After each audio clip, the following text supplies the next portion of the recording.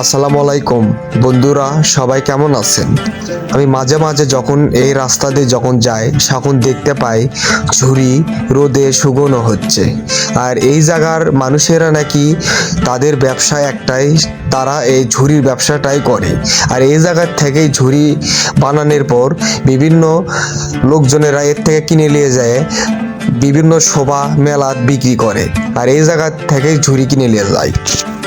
আপনারা যদি এই ঝুড়ি পাইকারি দামে কিনতে চান তাহলে গোকুল ইউনিয়ন সরলপুর গ্রামে আসলেই এই ঝুড়ি পাবেন।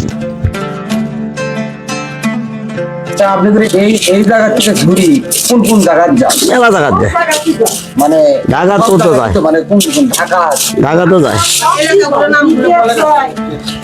বিদেশ মানে বিদেশ খাওয়ার জন্য নিয়ে যায়। বিদেশ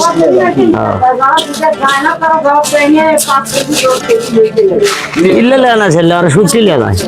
শুকিয়ে যায়। হ্যাঁ। আর হচ্ছে এই জায়গা আপনারা কি খুচরো বিক্রি করেন না পাইকারি? পাইকারি। আপনারা এই ঝুড়ি গুলো পাইকারি বিক্রি করেন? হ্যাঁ, পাইকারি।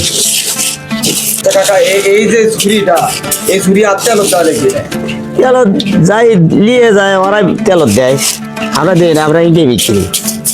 আপনারা ইটাই বিক্রি করেন? হ্যাঁ, যারা মেলা দিয়ে দেবি তারাই এই শুধু এই তেলত দিবি। তেলত দিবি নাকি? হ্যাঁ, আর এই ব্যবসা আপনাদের কতদিন ধরে? ওই 12-র মতো, এইরকম 12 বছর। 12 বছর হচ্ছে। 12 বছর ধরে এই ব্যবসাটা করতেছেন। হ্যাঁ, আপনার এই গ্রামের নামটা কি? সরলপুর উত্তরপাড়া। সরলপুর উত্তরপাড়া। আর মানে মানুষ চিনবি কিভাবে? সরলপুর বললে চিনবি না। আর বড় নামটা কি? আর মানে আর ইউনিয়নটা কি? Google union. এটা গোকুল ইউনিয়ন। হ্যাঁ। গোকুল ইউনিয়ন সরলপুর হ্যাঁ, উত্তরপাড়া।